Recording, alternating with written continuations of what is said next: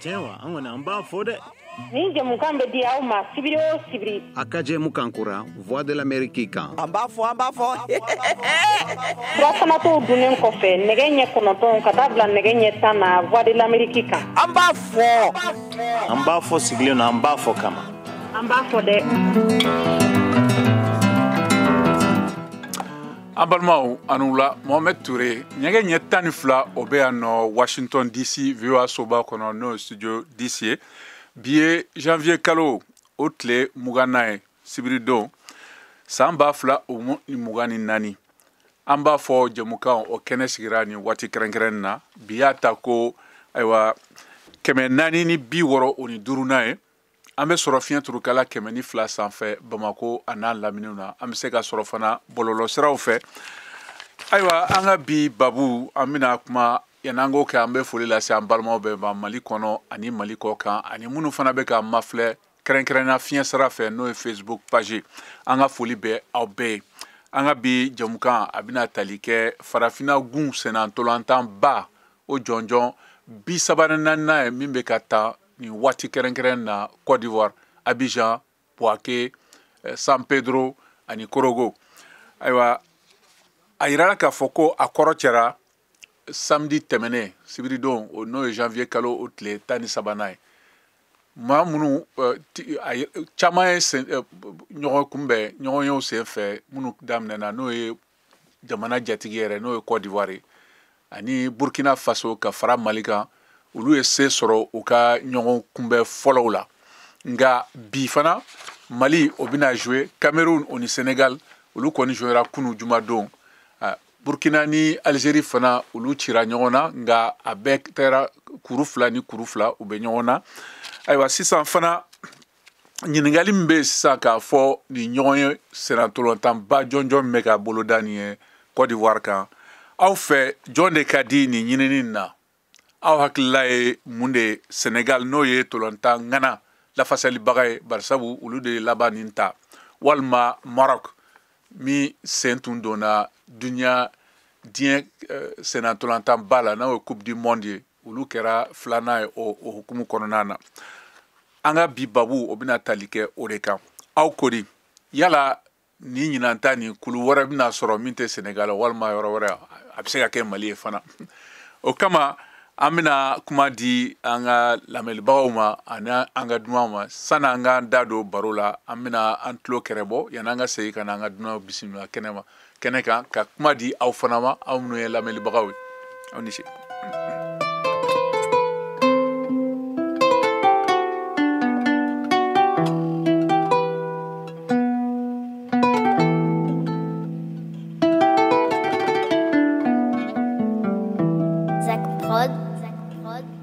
Malika di fembebe malikono Ambe pari wante mongo makono Dinyankadi ni nyana mabakono Kana sira ambebe blo bakono Limu mali Nye mali fasaye Limu mali Nye mali fasaye. Let's go. Kulete kofisa kofista langa lomba chilonga kumbalele Jeje kulete kofisa kofista langa lomba chilonga kumbalele Papa maman ils sont maliens Tata tonton ils sont maliens Souda taketa et des maliens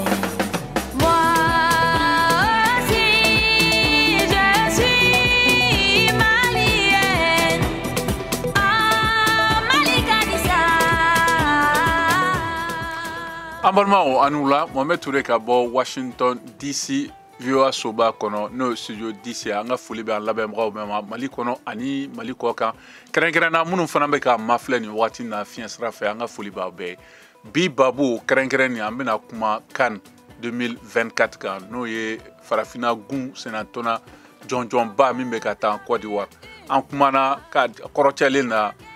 kulu fɔlɔ minnu tɛmɛna olu ye se sɔrɔ Mali b'o la Côte d'Ivoire b'a la ka fara Burkina kan nka kunu ta a yirala k'a fɔ ko Sénégal o ye Cameroun ci La Guinée fana ye se sɔrɔ Gambie kan Cap Vert fana ye Mozambique bɔgɔ nka bi an bɛna kuma a senna tɔnɔ yɛrɛ lahalaya kan mun de bɛ senna minnu bɛna tan bi fɔlɔ kɛra n'o ye Burkina Faso o ni Algérie u dɛsɛra ɲɔgɔn na 2-2 fan bɛɛ fɛ Mali ta fana bɛna kɛ su na todun waati la farafina gun kan n'o ye o ni Tunisie de bɛna kari ɲɔgɔn na nka yan'o cɛ an bɛna kuma di an ka dunan ma minnu bisimila fana yan'an k'o kɛ minnu b'a fɛ k'u da don an ka bi baro la aw bɛ se k'an sɔrɔ nɛgɛjuru fɛ n'o ye 001 202 619 02 70 o tɛ dɔwɛrɛ t'o dun kan fu 2 1 2 fu wɛrɛ 2 619 fu 1 2 ani 70 a bɛ se ka bataki caman fana fiɲɛ sira fɛ n'o y'an ka Facebook page fana ayiwa an ka bi dunan o ye n balimakɛ Salif Jakite ale ye kunnafonidila ye farikolo ɲɛnajɛ kunnafonidila don a bɛ kɛrɛnkɛrɛnna a bɛ sisan Korogo an bɛna kuma di ale fama ka fara an balimakɛ Nuhu Keyita kan ale fana ye kunnafonidila ye farikolo ɲɛnajɛ sɛnsɛnla don fana a bɛ nin baara la nin y'a san caman ye an bɛna maa wɛrɛw ta fana minnu bɛna an dɛmɛ a ka hakilinaw falen a ko la n'o ye Gajaba Sise Ibrahim Kone n'a ye Aba ye n'ale ye Aigle ka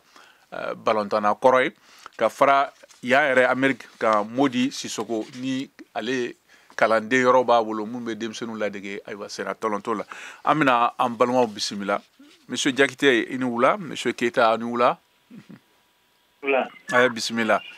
ayiwa san'an ka na Monsieur Keita ma an bɛ taa Salif fɛ ale bɛ Korogo ni waati kɛrɛnkɛrɛn na Salif i bɔra ka senatɔlɔn tan fɔlɔ nin lajɛ min kɛra bi n'o ye Burkina Faso ani Algérie e bɛ se ka hakilina jumɛn d'a ma ayiwa u ka ɲɔgɔn min tɛmɛna n'a banna a ma ban waati min dɔrɔn na i bisimila. Ok, Mohamed n b'i fo mɔgɔ mɔgɔ sɔgɔlen don VOA Afrique la nin wagati la k'u bɛɛ lajɛlen fo k'a fɔ k'u bisimila Korogo yan nɔ. Effectivement i y'a fɔ cogo min na farafina ɲɔgɔn kunbɛnba n'o ye CAN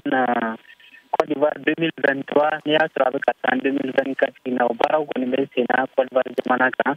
I y'a fɔ cogo min na ntolantan kelen o kɛra bi o tun bɛ Algérie ale ni Burkina Faso ni ɲɔgɔn cɛ ntolantan tɔn fila kɔni ɲɔgɔn na. Salif i ka kumakan tɛ ka mɛn kosɛbɛ i b'a ɲini k'a labɛn yan'an ka segin ma an bɛna kuma di an balimakɛ Nuhu Keyita ma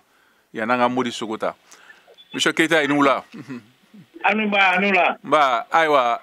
an bɛ kɛnɛ kan n'o ye an b'a fɔ ye an bɛ ka kuma CAN de kan n'o ye 2023 ta ye san 2023 nka a bɛ ka taa ɲina ko dɔ b'a la nka e yɛrɛ bɛ se ka dakuru ɲɛ kelen fɔlɔ yan'an k'an da don a babu la min de ye nin CAN bɛ ka taa sisan Côte d'Ivoire jamana kan i bisimila. Awɔ n bɛ an lamɛnbaga bɛɛ fo. O diyara n ye. Ka lawarabuli fɔ aw ka cɛsiri la. O diyara n ye kosɛbɛ. Nin 34e édition nin ye 34e édition de ye. Balontan in a daminɛna cogoya min na ani a bɛ cogoya min na sisan a kɔni bɛ taamasiyɛn min yira o kɔrɔ ye ko balontan in a niveau yɛlɛla kosɛbɛ. C'est-à-dire que équipe ninnu 24 ninnu min bɛ kɛnɛ kan équipe ninnu ka surun ɲɔgɔn na kosɛbɛ. A tɛ comme il y a 15 ans 20 ans équipe tun bɛ ɲɔgɔn sanfɛ. Mais bibi bon facteur caman bɛ na n'o ye facteur caman b'o expliquer parce que voilà football développera yɔrɔ caman an ka balontanaw taara jamana caman ka professionnalisme structure sigira sen kan donc ɲinan CAN vraiment a bɛ gɛlɛya kosɛbɛ. C'est vrai que pronostic bɛ k'a fɔ bon ko équipe dɔ ye favori ye c'est possible mais surprise fana bɛ se ka kɛ dɛ parce que vraiment niveau ye kelen ye et puis au fur et à mesure que compétition bɛ ka avancer équipe dɔ bɛ u bɛ bonifier parce qu'il ne s'agit pas de démarrer en force. Compétition min do u kan ka match wolowula de ta chaque équipe normalement ni kɔni kan ka se fo kuna se 7 matchs donc c'est extrêmement difficile u bɛ ka championnat ta wali jamanaw kan les calendriers sont très chargés balontan bɛ cogoya min na sisan balontana yɛrɛ c'est comme une machine derrière le cuir voilà donc a ma nɔgɔ quoi c'est pour cette raison que moi je me méfie beaucoup. Quand on a beaucoup une telle équipe favorite avec ce Kakuputa, alors que compétition c'est Yorodian Polo. Aïwa, il veut nega juruka ambe seika na États-Unis na balmake Modi Sissoko alebe nega juruka. Aïwa, Modi ma labem folo amina kuma di Jakte ma na lebe korogo. Jakte. Oui. Ay itlo bena sisa wan kafsa watini kera gelaya dona ika kuma kana. Ayo kuma bibolo. Ok, Mohamed Mbifo, mo bika vewa la men watina ko bela jenen fo ko au bisimila. Kolowar jamana kan krekere kurugu femye malika pulu ale daga yoro benendo kurugu mayano. Nia do kunkele nini damnena Mali aka kumbe folo la uyese soro. Afrique du Sud kan bi ayirala ka fɔ k'u bɛna tan ballon tan ni Tunisie o dun an balimakɛ Keita bɔra k'a fɔ sisan ko ɲina ni jɔnjɔnba ɲɔgɔn dan ni a ma nɔgɔ barisabu n'i y'a lajɛ a jɛkulu ninnu bɛɛ u bɛ se u yiriwala kosɛbɛ ka tɛmɛ san tɛmɛnenw kan nka aw bɛ Côte d'Ivoire sisan korogo ye mun de bɛ ka fɔ ye sisan kɛnɛ kan ka ɲɛsin Mali équipe nationale ma n'o ye Aigle ye anu ka sénateur n'u ka kanubaga minnu b'a sigida yɛrɛ kɔnɔ i bɛ se ka mun de fɔ o lahalayaw kan n'an b'a wele ko ambiance. Oui, bon, an bɛ se ka min fɔ labɛnw bɛɛ lajɛlen kɔni sabatilen don Mali samatasɛgɛw fan fɛ an bɛ wagati min na i ko sisan ka da kan saga nin kɔnɔ fɛn min ye Mali ale ni Tunisie olu bɛna kari ɲɔgɔn na tile filanan ntolatanw don n'o ye groupe E ntolatanw ye an ye degeli karamɔgɔ Eric Sekouchel fo ka taa se Diadje Samasekou ma u ye kunnafonidi kɛ kunnafonidilaw ye k'a fɔ ko olu kɔni pɛrɛnnen don ka nin ntolatan in kunbɛn cogo ɲuman na ka da kan bɛɛ b'a kalama bi ye 20 janvier o ye fɛtiba ye Mali ale kɔnɔ n'a ma ɲa ko Mali ka kan ntolatan nana bɛn 20 janvier ma olu balontannaw bɛ fɛ ka jaabi ɲuman sɔrɔ ni ntolatan in na walasa u bɛ se ka wasa lase Mali jamanadenw bɛɛ lajɛlen ma cogo min na ntolatanna Diadje Samasekou nin y'ale ka laseliw ye a ye min kɛ ka ɲɛsin kunnafonidilaw ma n'an nana degeli karamɔgɔ Eric Sekouchel o fan fɛ ale fɛnɛ ko labɛnw bɛɛ lajɛlen sabatilen don ko hali n'i y'a sɔrɔ a ntolatan tɛna nɔgɔya parce que Tunisie jamanaba ye a delila ka kan ta ka tɛmɛ wa a ye coupe du monde participer ka tɛmɛ wa ko Tunisie ni Mali yɛrɛ fɛnɛ garisɛgɛ bɛ ɲɔgɔn na kosɛbɛ nin wagati laban ninnu na hakili b'a la kan tɛmɛni Camerounkaw fɛ yen nɔ Mali ni Tunisie tun bɛ bakuruba kelen na o kun cɛra Mali ka sebaya kan 1 kanangolo ayiwa fɛn min ye coupe du monde barrage éliminatoire la Mali ni Tunisie tun bɛ ɲɔgɔn na o kɔni da jara Tunisie la 10 kanangolo donc ko bi ntolatan kɔni ale t'a fɔ ko tajuru sara don nka ale Eric Sekouchel n'a ka cɛdenw u bɛna fɛɛrɛ bɛɛ lajɛlen sigi sen kan walasa u bɛ se ka sebaya sɔrɔ Tunisie kan cogo min na ka dɔ fara u mɔkun kan an ka bakuruba o kɔnɔna na bon fɛn min ye supporteriw ta fanfɛla ye supporter caman kɔni o bɛ Korogo yan nɔ mɔgɔ min bɛ Korogo dɔn Korogo ni Mali kɔni man jan kosɛbɛ ten tɔ an bɛ Korogo yan nɔ a bɛ wagati bɔ a bɛ n'a fɔ an bɛ Mali yɛrɛ la sabula maliyɛn min bɛ yan nɔ a ka ca yɛrɛ ka tɛmɛ an ka bakuruba jamana tɔ mɔgɔw kan donc don o don supporteriw fɛnɛ bɛ ka bɔ Mali la ka na an bɛ sigi n'a ye bi kɔni stade Amadou Gon Coulibaly de Korogo o ntolatan ale tɔgɔ la ntolatan kɛnɛba in a bɛ sɔn ka fa kosɛbɛ supporteriw la. Ayiwa nin diyara n kosɛbɛ i bɛ to nɛgɛjuru kan an bɛ segin ka na teliya la Amérique yan Washington yan an balimakɛ Modi Sissoko ale b'an bolo ale n y'a fɔ cogo min na kalanso senna ntolantan ayiwa dɛgɛla don o kalanso de b'a bolo yan a bɛ denmisɛnninw labɛn o la Modi i ni wula. An b'a ni wula. I ka kɛnɛ somɔgɔw bɛ di. Sissoko an bɔra k'a fɔ cogo jumɛn na an balimaw kumana Salif Diakité Nuhu Keita ka fara e yɛrɛ kan sisan an bɛ ka kuma farafinna gun senantɔnna ɲɔgɔn danba min bɛ ka kɛ n'o ye CAN 2023 ye n'a bɛ ka taa ɲina 2024 kɔnɔ san 2024 nga ere bse ka mun de fɔ labɛn mun bɛ sen na aw yɛrɛ bɛ yan américain aw bɛ ka la matrafa cogo min na aw ka waleyaw kɔnɔ aw ka baaraw kɔnɔna na hukumu kɔnɔ i bisimila. I ni ce ni baraji Coupe d'Afrique keni an ye min ye fɔlɔ n bɛ ka auditeurs fɔ fɔlɔ yani n ka kuma daminɛ ani i lamɛnbaa bɛɛ lajɛlen ani aw yɛrɛ ka on a vu que an y'a ye Coupe d'Afrique in tɛ ballontan dɔrɔn ye an y'a ye Coupe d'Afrique in ye farafinna tulon yɛrɛ de don depuis a ma daminɛ surtout ɲinan yɛrɛ équipe duguw bɛɛ engagelen don dugu u b'u ka fini traditionnel don ka taa fête de don quoi Afrique fête de don donc ɲinan ta yɛrɛ a médiatisation a bonyana kojugu donc olu bɛɛ ye fɛnw ye minnu ye ko ɲumanw ye anw yɛrɛ minnu bɛ baara la yan a b'an dɛmɛ fana k'a dɔn k'a fɔ ko halisa Afrique halisa ballontan a bɛ ka taa sanfɛ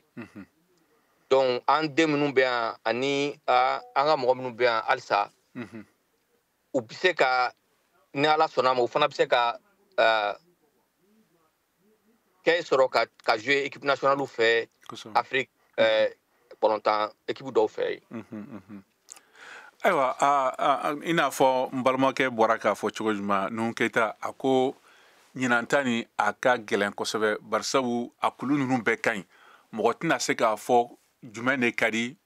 ɲinini ko na nka e yɛrɛ hakilina na Mali jɔyɔrɔ bɛna se ka kɛ jumɛn ka n'i y'a lajɛ ka da Mali yɛrɛ ka baaraw tɛmɛnenw kɔ senantɔla hukumu kɔnɔna na e bolo lala u bɛ yɔrɔ min na sisan u bɛ se ka a caman kɛ ka tɛmɛ fɔlɔw kan wa. Mali ye ɲɛ min yira an na fɔlɔ u ka premier match la ɲɛ ɲuman don n'i y'a jateminɛ joueur minnu b'an fɛ yen ka taa catégorie fitininw na ka na se catégorie belebelew ma ni an m'an ka dɛsɛ ka ko kɛ ɲinan ne bolo kɔni Mali bɛ se ka kupu ta ɲinan an bɛ se ka ta a ressources b'an bolo a mɔgɔw b'an bolo quoi et puis encore État ye effort caman kɛ bon jeunes yɛrɛ a conscience b'u la ka kupu in ta ɲinan i y'a fɔ cogo min na équipe dɔgɔman tɛ yen tuguni équipe dɔgɔman tɛ yen Cap Vert ninnu lajɛ olu dɔ qualifiera ka ban ani Guinée Bissau ninnu ni fɛnw Guinée équatoriale bi Burkina Faso ni Algérie dernière minute de l'Algérie bi égalisé n'i y'a jateminɛ équipe dɔgɔmani fosi tɛ yen bi in na moi ne bɛ se k'a fɔ yɛrɛ équipe an bɛ se ka taa Coupe d'Afrique la Coupe d'Afrique passé ninnu na k'a sɔrɔ Coupe d'Afrique ma taa yɔrɔ jan yɛrɛ mɔgɔw tɛ se k'a fɔ ko nin équipe in de bɛna coupe ta a bɛ gɛlɛya a bɛ gɛlɛya quoi bɛɛ i b'a dɔn k'a fɔ ko équipe caman bɛ se ka nin coupe in ta mɔgɔw Sénégal ka ɲi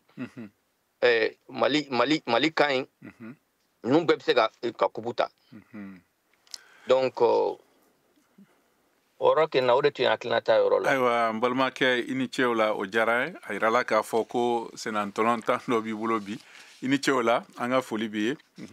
Sisan ni baraji a diyara n ye. I ni ce la ayiwa sisan an bɛna Mali senantɔlan ŋana dɔ ta n'o ye Ibrahima Kone a bɛ fɔ a ma ko Aba ale ye équipe nationale ka ɲɛmɔgɔ kɔrɔ ye n'an b'o wele ko capitaine aigle national a b'an bolo nɛgɛjuru kan Aba i ni wula.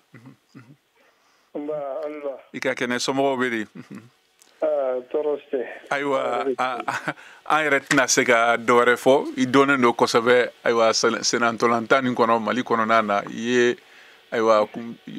ballontan kɛ san caman kɔnɔ jamana wɛrɛ caman kan a n'a a jɔnjɔnw na ɲɔgɔndanw na nka nin kan min filɛ nin ka daminɛ nin ye an y'a fɔ cogo min na a daminɛna ni hɛrɛ ye Mali la barisabu aigle sera ka se fɔlɔ sɔrɔ n'o ye ka Afrique du Sud bɔgɔ Afrique du Sud n tɛ ayiwa manamana senantɔlɔn jɛkulu ye nka bi u bɛna ɲɔgɔn kunbɛn ni Tunisie ye u ka ɲɔgɔn tɛmɛnenw fɛn bɛɛ la ko Mali ye se 7 de sɔrɔ nka Tunisie ta ka bon n'u ta ye n'o ye 9 nka e hakilina bɛ se ka kɛ jumɛn ye kabini ni jɔnjɔn daminɛna ɲɔgɔn ye daminɛna fo kana se bi ma n'o ye Mali ka kunbɛn bɛna kɛ ni Tunisie ye kuma b'i bolo. Mais an fo ka waliɲuman dɔn fɔlɔ. Diyara n cɛ. Donc n bɛ an lamɛnbaaw bɛɛ la fɛnɛ fo. Diyara n cɛ o la. Ani an balimakɛ ni n terikɛ ani n jɛɲɔgɔn Modi, coach Modi. Le président de BSC Belleville Sacré Academy. Donc an b'a fɛnɛ fo. Ani bɛɛ lajɛlen fɛn bɛ Maliko la. An ka foli bɛ bɛɛ lajɛlen. Diyara n cɛ o la. Ok, donc Mali et Tunisie ka ballontan, je pense bien que depuis le retour de Marqueta à la Kahinala en 93, 94, on a qualifié la Tunisie 94 là.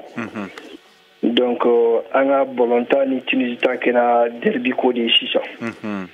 Parce que commentaire ou ni match ou quelque chose ni font de l'ora donc on a tout un bon temps que la derby quoi. Parce que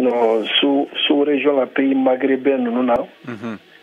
Donc je pense ani Algérie ka bon temps qu'on a gagné. Aussi on a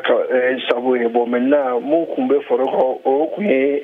Égypte ni Maroc et bon Tunisie on a ça donner mais si on a derby de. Au fur et à mesure. Donc au match Galéa pour chef donc pression la match qu'on a moni volontaire avec Tarasa mais volontaire qui les consomme.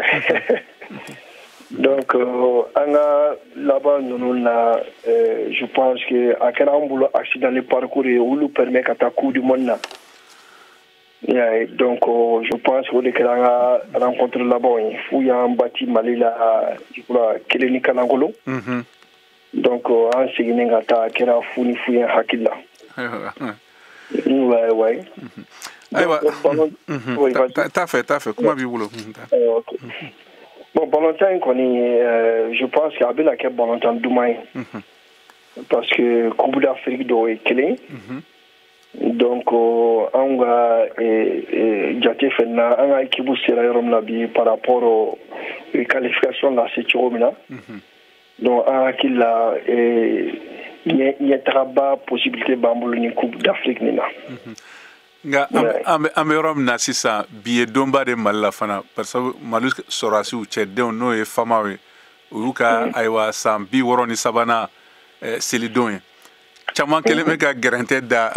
Mali senatola ko uka chuwa beke wala sa uka se sorobi ego ko tena dusudo senatola rela ni match ni kono uni Tunisie. Bon effectivement avec dusudo on a avec dusudo dem senu kono koswe oni ubaje tene soutien babu bulambe foli kanga armée fulanga fama ka profiter ko voix fait. Donc albi alaka ulakanda alaka Mali kishi alaka Mali sakorta alaka na anto jafala alaka kishi jafama. Voilà mo do kanga armée ni Mali dem belajile inshallah. Aywa din jaran ko sebe ibito ne gajuruka am balmake aminata Bamako am balmake Mamadou Tembeli alebe nagajuruka Mamadou ni wula Tembeli itlo bena ibisimila alam klo wala me bela jalen fo mama be ka be wala me o jara ko sebe bela jale wala ngondo jara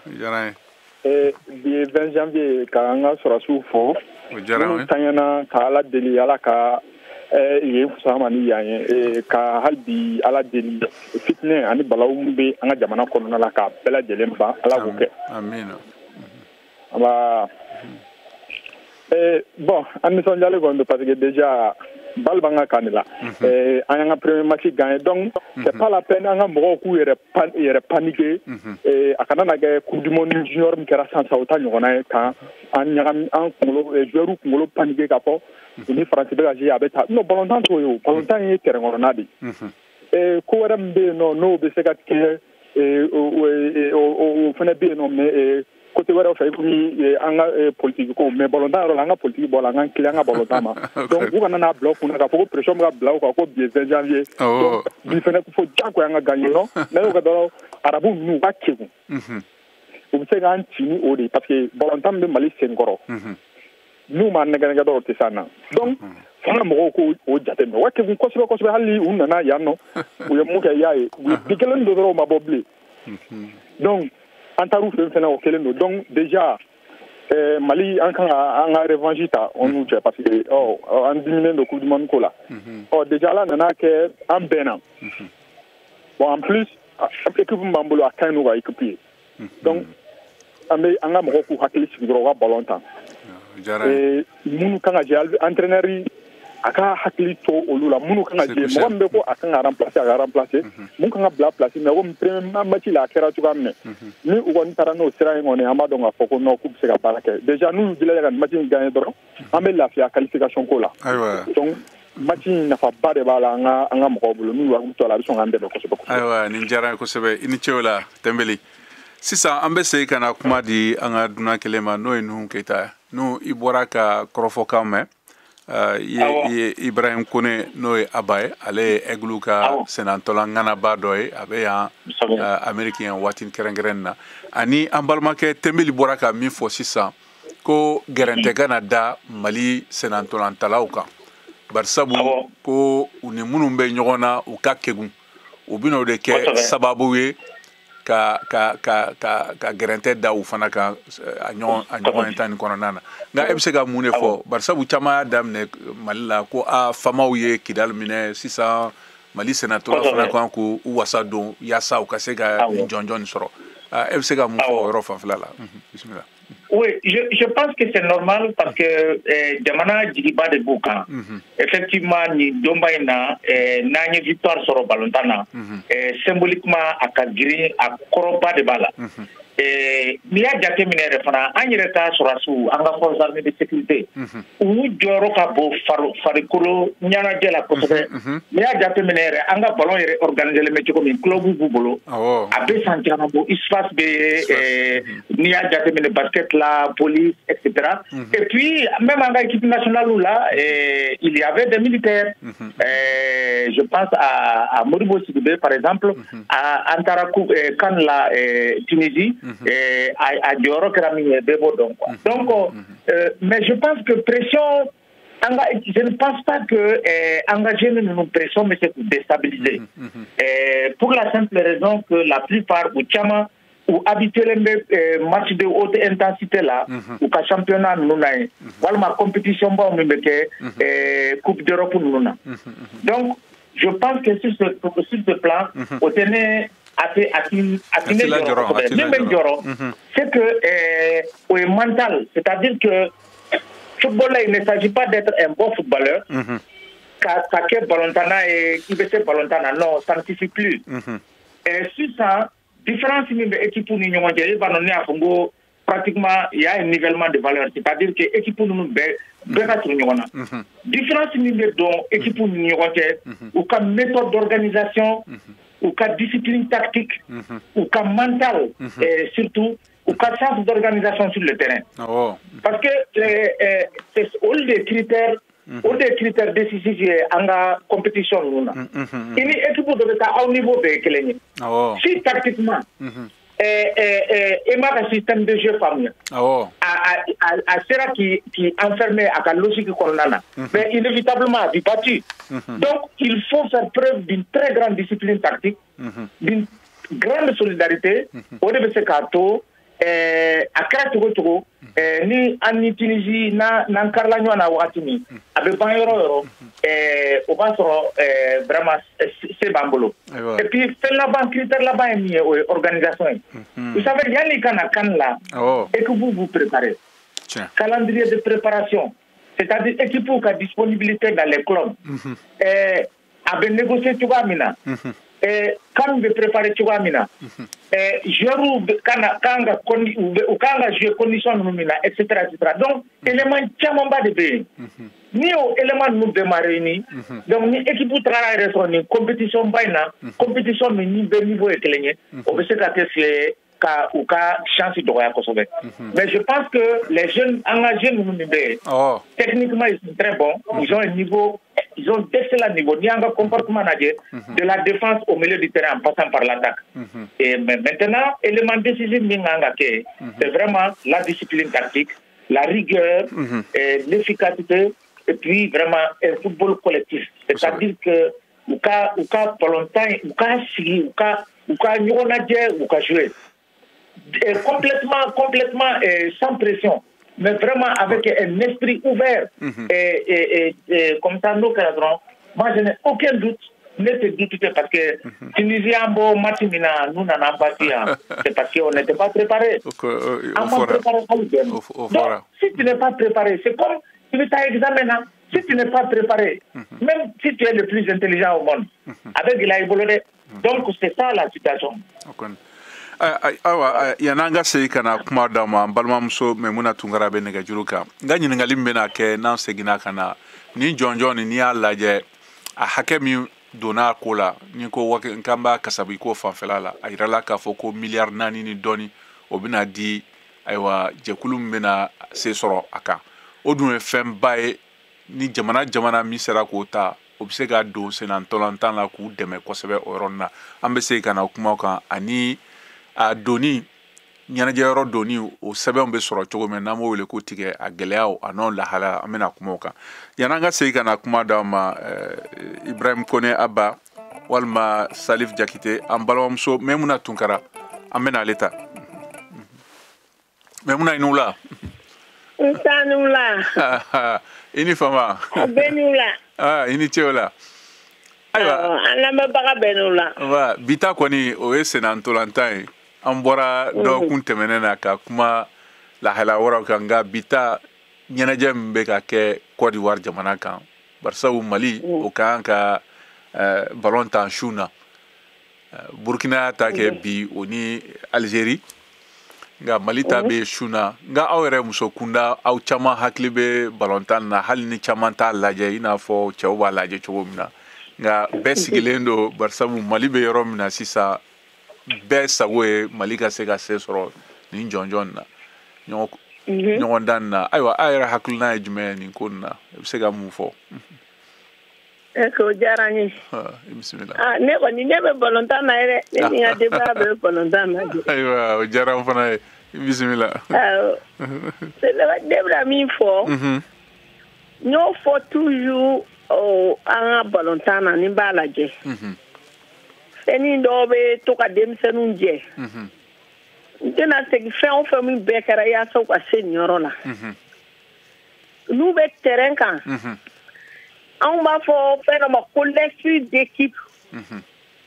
kuma dɔ o de bɛ manquer Keita bɔra k'a fɔ sisan i b'a ye dɔ b'a fɔ k'ale bɛ taa bi don ale ka position tɛ se ka bi don cogoya si la mais i b'a sɔrɔ dɔ positionnen don ka ɲɛ suffit que a k'a don o tigi ma o ka taa bi don mara n'i bɛ n faamu n y'a faamuya parce que dɔ in min b'a fɔ k'a b'a bi don a bɛ ballon tiɲɛ a fɛ tɔgɔ ne b'o kalan kɛ mɔgɔw kunna ni bɛ leadership kɛ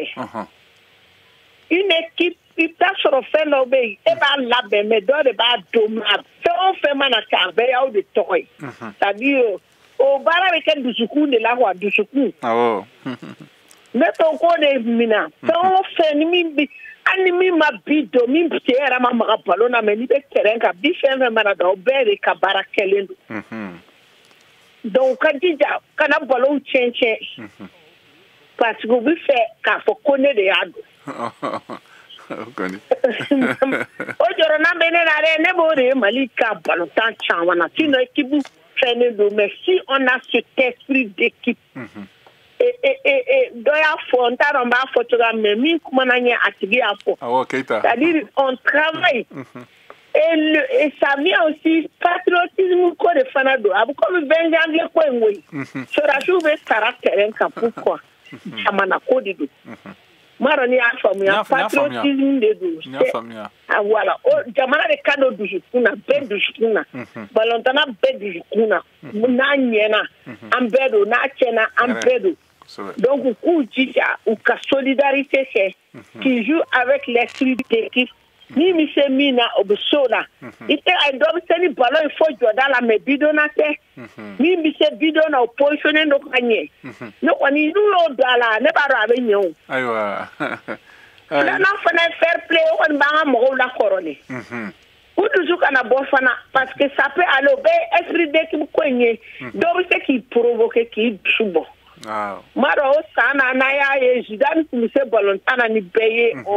et francine aga équipe ci la coupe du monde de kuna dabara kama on a dû étudier sa partie de faiblesse qu'a provoqué. Et il est tombé dans le jeu, il s'est énervé, a perdu là. Ou on a do chikon, ou on a do mochika provocation, on a mis mana. Qui se laisse pas par. Parce que nous, nous me jouera contre. Et vous jouera contre l'équipe, mais il va se rouiller. Nous c'est qu'à faire équipe la gagner nous peut étudier individuellement qu'à faire nos faiblesses nos caractères par ou va dire aucun à coup la plus comment na qui soit toujours fort o jara ko so aywa itungara inichola aywa sisa amba ni kata Côte d'Ivoire kerenkerena korogo na balma ke Salif Jakite alebe keneka Salif itlobena aywa i bɔra ka kɔrɔfɔkan mɛn an balimakɛ Nuhu Keyita ani Ibrahim Kone Aba n'ale Aigle ka senantola ŋana dɔ ye ale tun ye capitaine ye fana ka tɛmɛ ani an balimamuso Maimuna bɔra ka kuma sisan nka aw bɛ yɔrɔ min na sisan kɛnɛ kan ye waatira dɔgɔkun kɔnɔ a fɔra k'a fɔ ko ɲɔgɔnyew la stade ma fa kosɛbɛ jamaw fɛ nka korogo ta i y'a fɔ cogo min na Mali denw camanba de sigilen bɛ ka fara minnu bɔra Mali la ka na faraw kan olu ka doniko a bɛ lahala jumɛn kɔnɔ sisan ni waati ni ka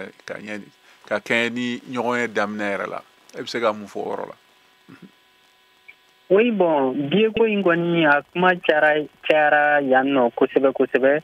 sabula kafu ye système kura de don a la au lieu de biew ka feere dugu kɔnɔ yɔrɔw la kafu koko biew bɛ se ka san internet kan bon jateminɛw y'a yira k'a fɔ bie par exemple Mali ka match tɛmɛnen na biew bɛɛ sanna ka ban ka terrain ma se ka fa cogo si la o kɔni ye fɛn ye fɛn min a ka bon hakili ma maintenant dɔw de bɛ ka bie san ka taa mara u bolokɔrɔ yen nɔ ka essayer k'a fɔ tuguni k'u bɛ a feere ka u ta ɲini a kɔ kan bon kafu dun ni commission locale d'organisation olu bɛ ka jateminɛw kɛ ka sɛgɛsɛgɛliw kɛ ni mɔgɔ kɔni yera bie ko la yuruku ko la e kɔni ni ɲangini min ka kan o bɛ da i kan nka o première journée in tɛmɛnen kɔ hakili la kafu ye kunnafonidi kɛ bie ko tagabolo kan yɛlɛma donna kow la a yɛrɛ ye jateminɛ kɛ ka daminɛ Abidjan fo ka se Bouaké ntolatan minnu kɛra yen tile filanan hukumu kɔnɔna na o terrain kɛcogo ale ni tile fɔlɔ jama o tɛ kelen donc o b'a yira k'a fɔ ko bieko ta fanfɛla la amélioration o bɛ ka don a la dɔɔni dɔɔni an yɛrɛ fɛnɛ sigilen don n'a ye yan nɔ Korogo ko terrain bɛ fa bi ka Mali samatasɛgɛ olu jukɔrɔma tinti. Ayiwa i bɛ to nɛgɛjuru kan sisan an bɛna tulo kɛrɛ bɔ ni laseli ye yanni an ka segin ka na kuma di an ka dunan ma Aba ani ayiwa an balimakɛ Nuhu Keyita.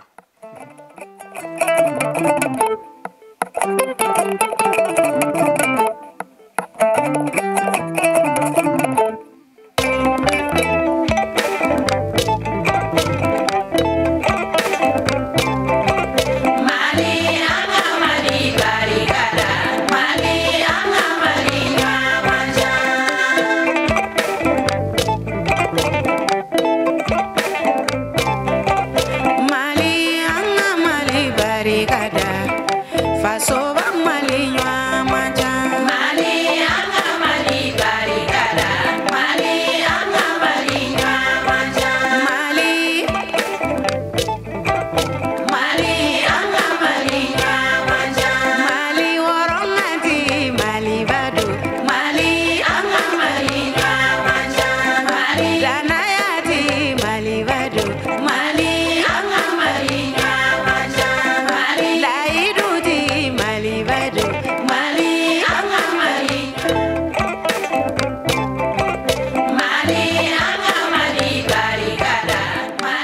Bismillahirrahmanirrahim wa sallallahu ala sayyidina Muhammad wa ala alihi wa sallam. Cheikh Ousmane Madana Haidara Kando ka wele da Mali dembe ani jembe fɛn min se ka jɛn lafiya bi ani k'an lafiya an ka duw kɔnɔ n'an ka sigidaw la bɛn de don mana an ka lajɛ ka ɲɔgɔn tɛgɛ minɛ ka yafa ɲɔgɔn ma fɛn minnu tɛmɛna ka Ala wele fɛn minnu bɛna Ala k'o hɛrɛ di an ma ani an kɔ bɛɛ lajɛlen ma fɛn o fɛn bi jɛn dilan bi bɛn de don Ala ka bɛn sabati Ala k'an bɛɛ bila sira ɲuman kan Ala kira bonya kama sɔli ala rasul.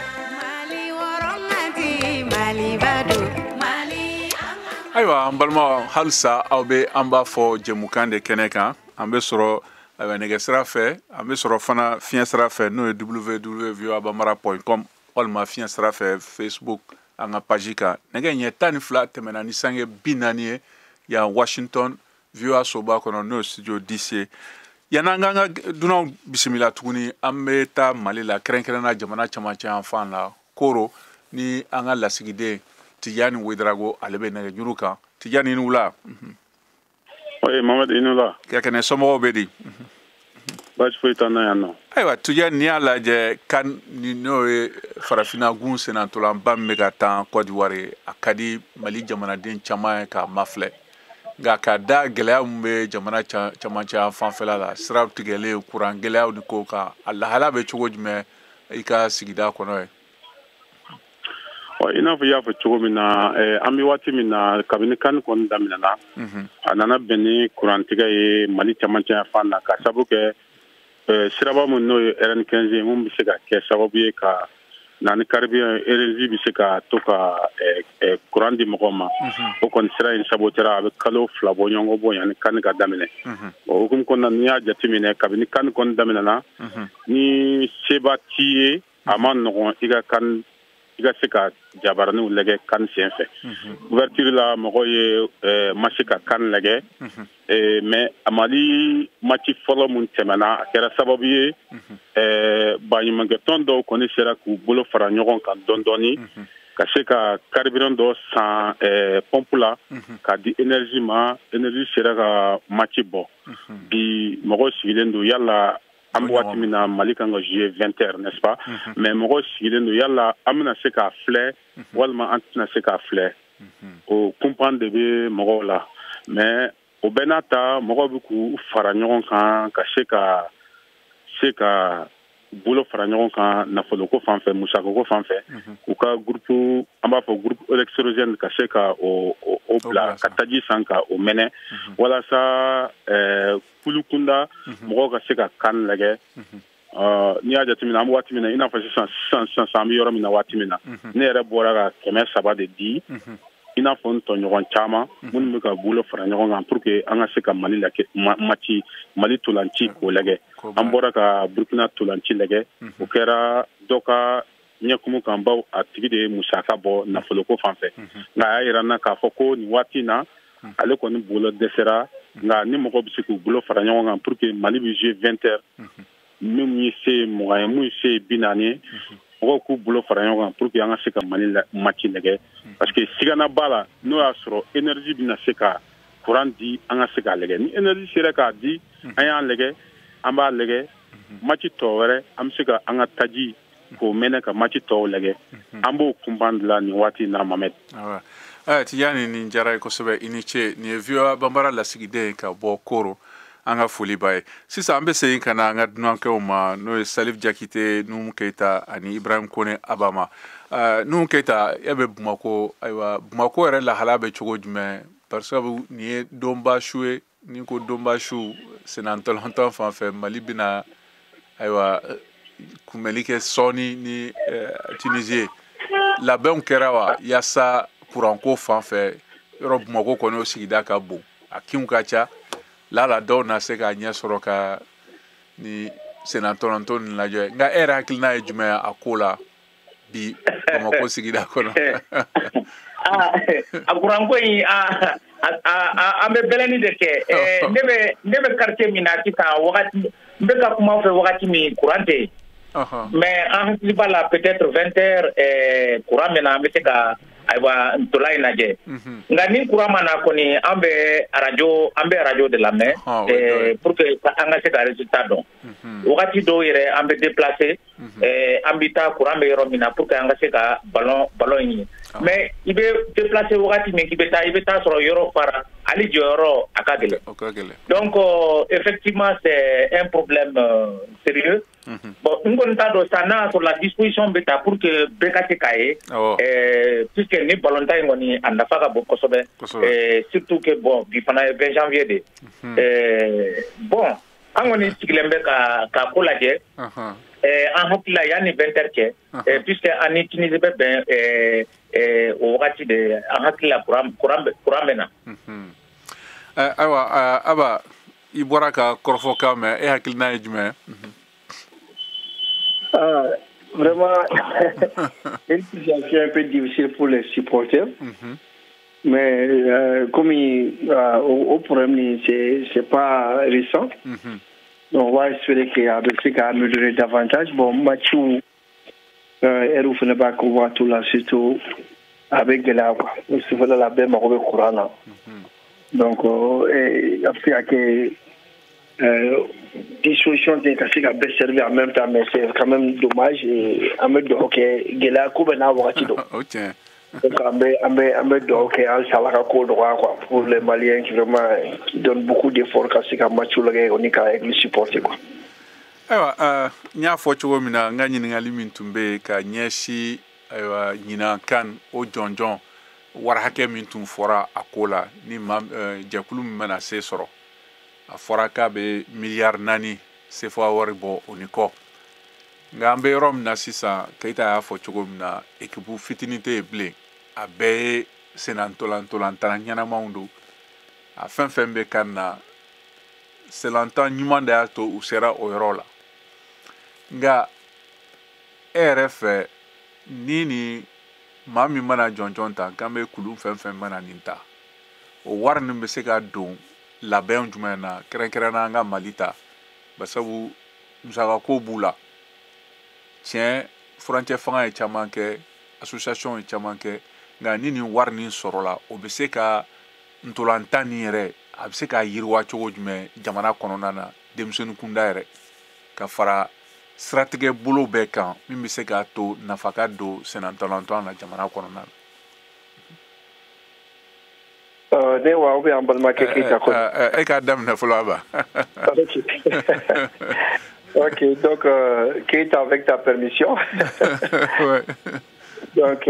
bon, vraiment, bon, longtemps, il y a jateminɛ avec améliorer ka taa fɛ enjeu caman bɛ sen na. Et a fanba wari ko fɛnɛ b'a la parce que a bɛ kow développer a bɛ ko caman développer parce que ni moyen financier bɛ yen nɔ fɛn caman bɛ se ka nɔgɔya mais bon wari dɔrɔn fɛnɛ tɛ baara kɛ parce que hali ni wari fɛnɛ cayara donc ni ressources humaines t'i bolo donc ni hakilina fɛnɛ t'i la ou bien organisation plan tɛ yen nɔ donc a ko ka gɛlɛn. Bon, wari kɔni c'est très important, mais ni bɛ hali warta la coupe in nafa na prestige vraiment o ka bon an bɔlɔntɔlaw yɛrɛ bolo ka tɛmɛ wari kan. Mais wari kɔni ye nafaba y'a ko la. Ayiwa n balimakɛ Keita e ko di o la. Enjeu baw de b'a la enjeu financier énorme parce que entreprise baw u bɛna ka sponsoring kɛ dɔw yɛrɛ b'a fɔ ko ballontan ko finalement l'esprit des sports là a bɛ ka détruit à cause du profit, c'est-à-dire que charme min bɛ ballontan na wari kelen bɛ ka ballontan bɔ a cogoya la. Bon, effectivement waribɔlaw même les règles du jeu dans le football avec à changer, avec à évoluer, c'est compte tenu de beaucoup de facteurs et surtout Warko Tafantela. Bon, demande un pays comme le Mali par exemple, n'a ni ressources nous serons. Malheureusement, engagement au niveau donc de nos fédérations, il y a déterminé à quelle instabilité des pays. Depuis combien d'années Mali Fédération malienne de football bɛnbaliya kelen bɛ ka cara yɔrɔ bɛɛ la foyi tɛ wariko de don wariko parce que enjeubaw de bɛ yen les gens ils ont des intérêts là-bas et là en ce moment face à ces intérêts bon c'est très difficile qu'à position concilier parce que bébé ta position dominante de là et finalement on va oublier le programme parce que ni bena nyemoyata ibi programme ibe fait ka football développer togodi ibe na infrastructure sigi togodi ibe na club organiser togodi exact et comment ibe na sponsor bena togodi ibe na que football ibe na professionnaliser togodi donc c'est autant de questions mais finalement à cause donc de ces querelles-là que les sangs de nous. Donc, on se détourne carrément donc, de ce programme. Et puis, à Kelemeka Kenyon Tengromaché, donc, on est sans vision, sans projet véritable. Donc, on a football, on a ballon, tipo. On a club qui a marché, championnat désorganisé, et journée, nous, c'est pas. Bon, il y a tellement de problèmes. Alors que si on est mieux organisé, non seulement en football est une véritable entreprise, c'est-à-dire qu'il faut que le club ait une institution qui est quoi. Que le club soit il y a des pays là, chaque pays où le football ou le Coupe du Monde nous sommes là. Il faut arrêter parce que l'une des gestions mais vous voulez le football géré tout ça maintenant. On est pas au centre. Donc il faut être. Nga o yorona ngai bolo ote ina fo malila fembe de be fanga bolo. Ni ko fanga ngame jamana fanga bolo mun de bina se ka kɛ jamana kɔnɔna na ani farafina gun yɛrɛ kan parsabu Mali dɔrɔn tɛ ni taara Burkina o kelen de bɛ Niger o kelen de bɛ Côte d'Ivoire o kelen de bɛ mun de bina se ka kɛ yaasa ka senan tolanta ni to kɛn yɛrɛ y'o bolo ani I yɛrɛ ko sigi bolo minnu bɛ se ka sigi ni fanga b'u la n'u bɛ se ka a kow labɛn a ɲɛma ka kɛ professionnel I n'a fɔ jamana wɛrɛw tɔw la. Bon, mais c'est cas ok, ça c'est les clubs nous de se couper indépendance parce que n'y a pouvoir ici ou quand parce que d'abord football IFM ni a gagné la politiquement c'est rentable il veut se avec Jama Dima avec deux farega toka donc enjeu bas au départ ça veut dire que politique ou fana mettre football yoro là pour se renforcer pour se légitimer devant le peuple. Mais ni club nous y organiser, ka gestion assainie, ka sponsor nous organiser, ka parce que supporters ou il y a les supporters, il y a les sponsors, société baoubé. Donc il suffit de s'organiser. Donc ni organiser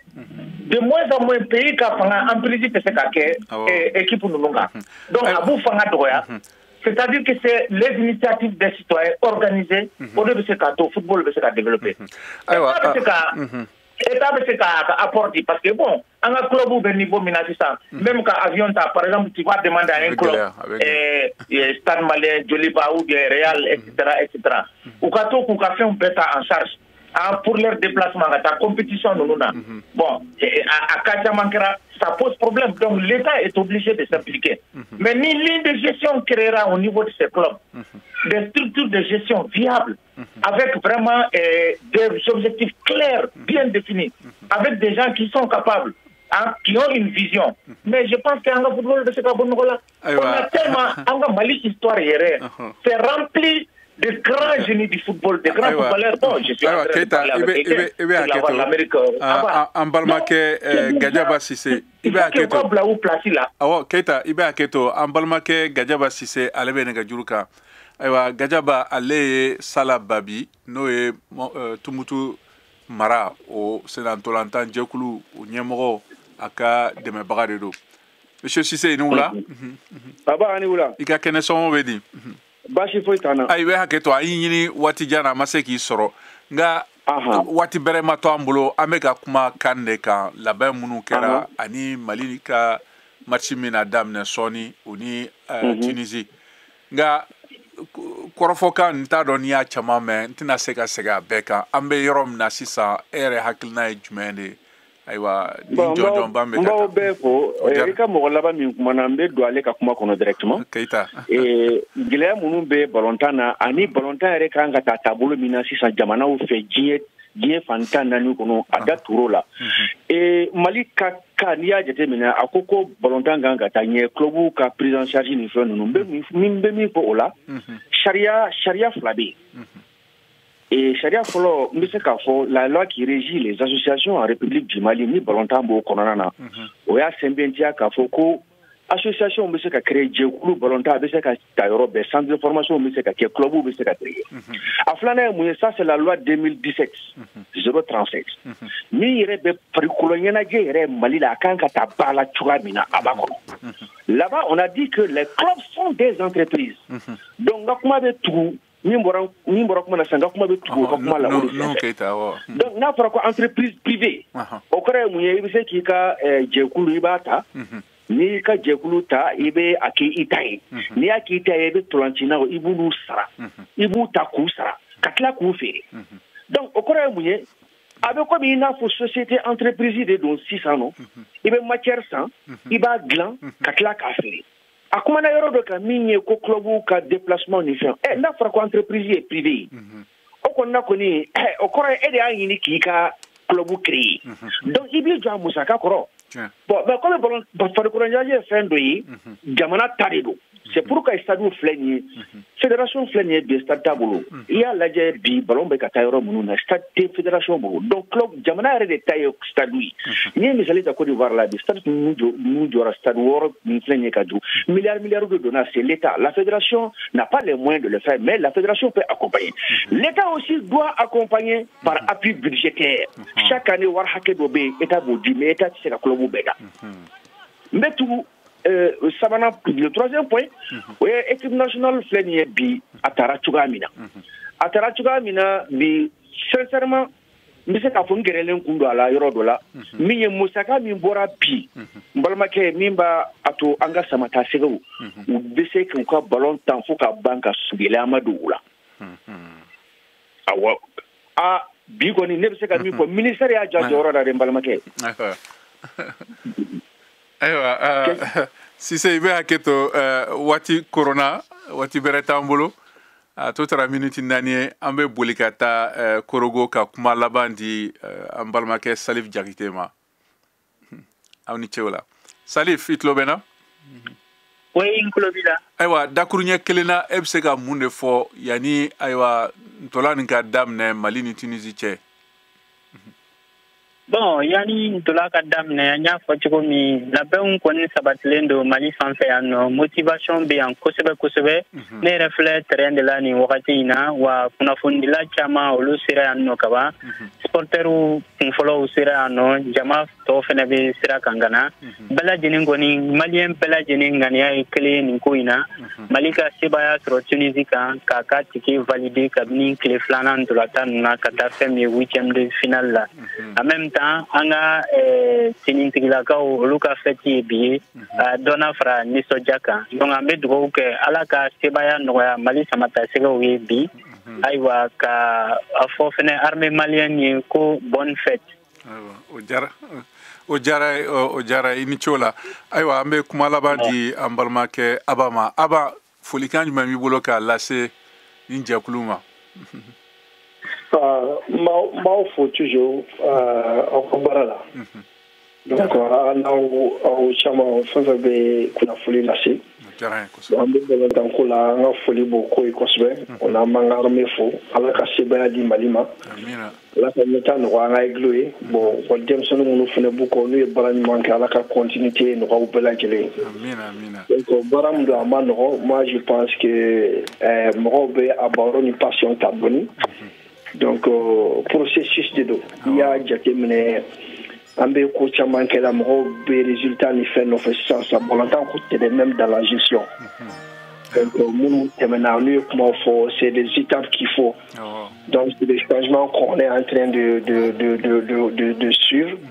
donc a bɛ ɲa dɔɔni a bɛ gilan dɔɔni a bɛ améliorer dɔɔni bɛɛ de b'i ta